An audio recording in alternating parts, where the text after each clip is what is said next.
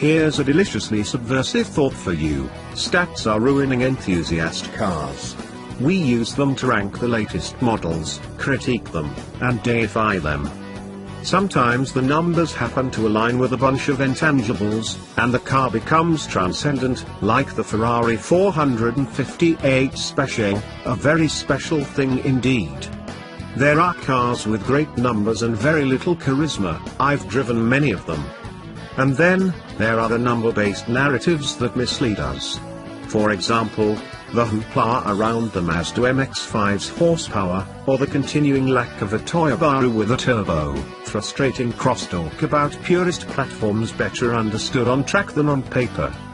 The 2017 Aston Martin V12 Vantage S is flawed, old, and weak, so say the insidious numbers. A mechanical watch doesn't keep time as well as a quartz one, the numbers say. A tube amplifier produces an inferior sound, the numbers say. The way to fight back is to stop this slavish devotion to the stats and go wind the thing out on good roads in imperfect conditions, which is to my mind the ultimate test of a grand tourist competence. Southern California was rocked this winter by wild weather.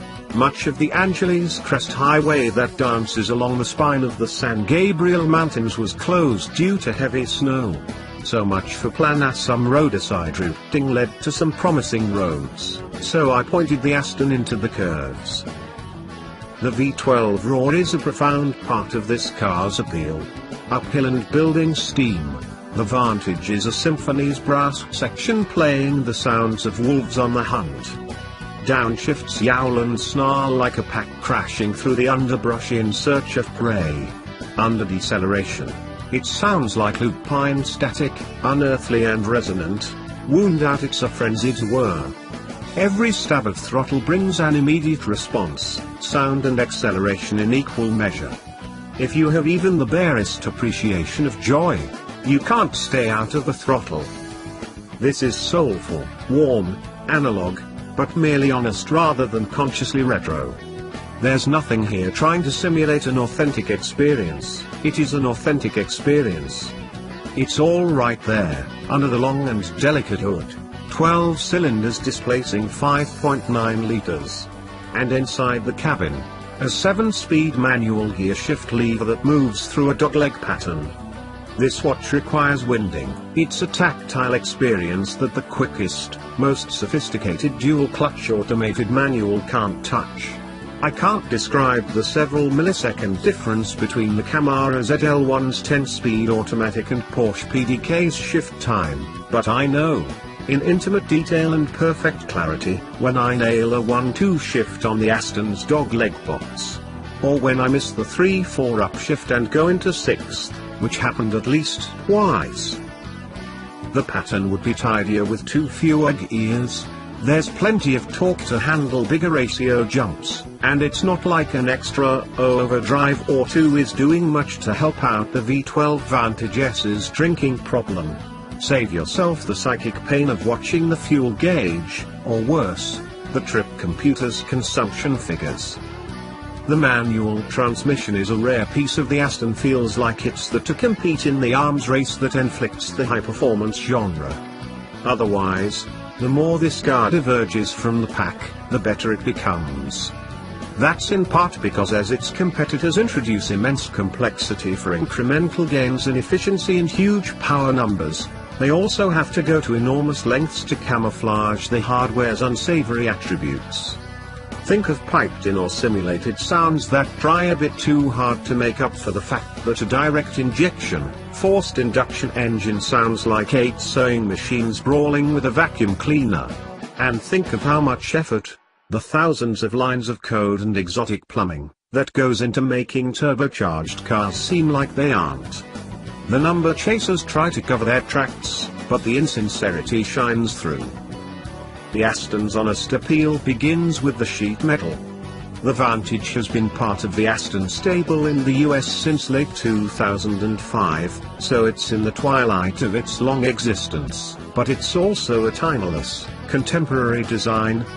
It's smaller in real life than it looks in photos, and the sheet metal is tightly drawn around its underpinnings. In particular, the Vantage's nose adopts radii that should have gone extinct with the advent of pedestrian impact standards. Someone obviously spent a lot of time caressing some modeling clay with their bare hands to get the look just so. Even without this version's orange accents, apparently ripped from a Nike shoe, it's organic and classically beautiful. The underlying structure is Aston's VH architecture, composed of extruded and bonded aluminium elements paired with more aluminium, magnesium alloy, composite, and steel. The front and rear splitters are carbon fiber, as is the front grille, although the mesh in the grille and side strakes are titanium. Despite the knock against numbers, here are a few, and remember they're not the yardstick. The V12S is good for 565 horsepower and 457 pound-feet of torque, substantial but not eyebrow-raising figures that inform the Vantage's thrust and the quality of its power delivery. That V12 has 3,670 pounds to pull around, but it feels lighter than that and has near-perfect front-to-rear weight distribution. Without forced induction, there's little attenuation between driver input and power output. It's linear, mechanical, and utterly predictable. The same can happily be said for the steering, which lays all its cards on the table. It's hydraulic, and the assist has heft but not drag. Aston has the variable assist calibration nailed, so at every speed there was no disconnect between how far I moved the steering wheel and how the front tires behaved. Likewise, there was never a question about placing its engorged fenders within a lane.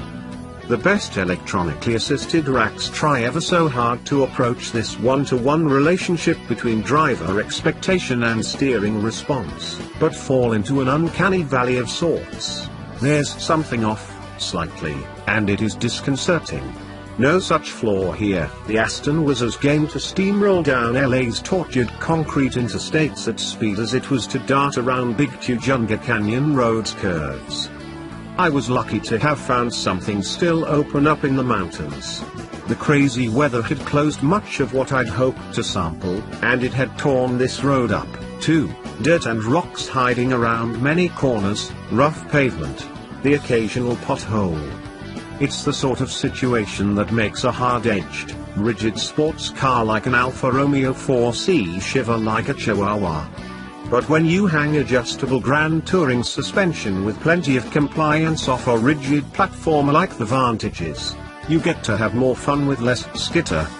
In the suspension's normal mode, the V12 Vantage S handles a bit like a first-generation Miata. There's a smidgen of roll, but it enhances the feeling of speed and helps soak up the rough patches, although, unlike with the Miata, the suspension is doing most of the work, not the flexible flyer chassis. Stab the suspension button and things stiffen up noticeably.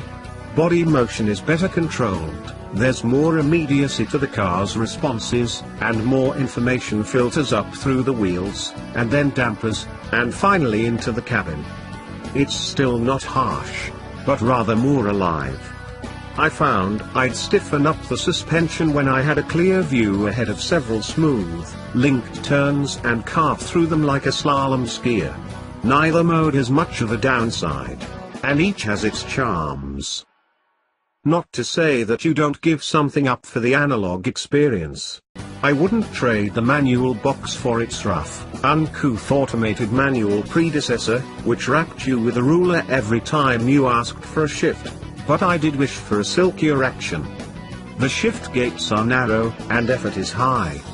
This isn't a wrist flick box, it's much like the Corvette's 7-speed manual, which is unrelated, in the effort and particular deliberateness needed to nail a shift across the pattern.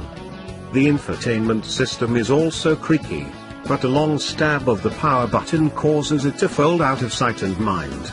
You don't need it for much, and woe to the Philistine who prefers torque radio to the pipe organ aria of the V12. While I'm enthralled by the mechanical analog aspect of this Aston Martin, technological sophistication is captivating for other reasons. If it's gizmo wizardry you seek, there's not much to be had in the Aston. Mid-drive, my mind kept returning to the McLaren 570 GT. A much different take on many of the same sporty touring tropes as the V12 Vantage S for about the same money. It's a mid-engine, carbon fiber monocoque job with a bunch of motorsport-derived DNA baked in. It's a lot of what the V12 Vantage S isn't. There's no manual, and it packs a small displacement, high-revving, twin-turbocharged V8. I love how special the McLaren feels, the exotic noises, high-pitched, whirring, alien, the thrust, the spacecraft interior, how it stands out like a million-watt neon sign in traffic. Despite the incredible physical and philosophical differences between the two, there's a genre-bending appeal to both. I'd have to imagine that on different days, either might appeal to the same buyer. Maybe on a different day, I'd be torn, too. But fresh from the Aston, its V12 has my heart, a subjective, and personal, realization. Automakers will keep making techno-savvy cars like the McLaren, but the analog, naturalistic V12 Vantage S is almost certainly the last of its kind. I forgive it its foibles to hear that siren engine howl around another bend,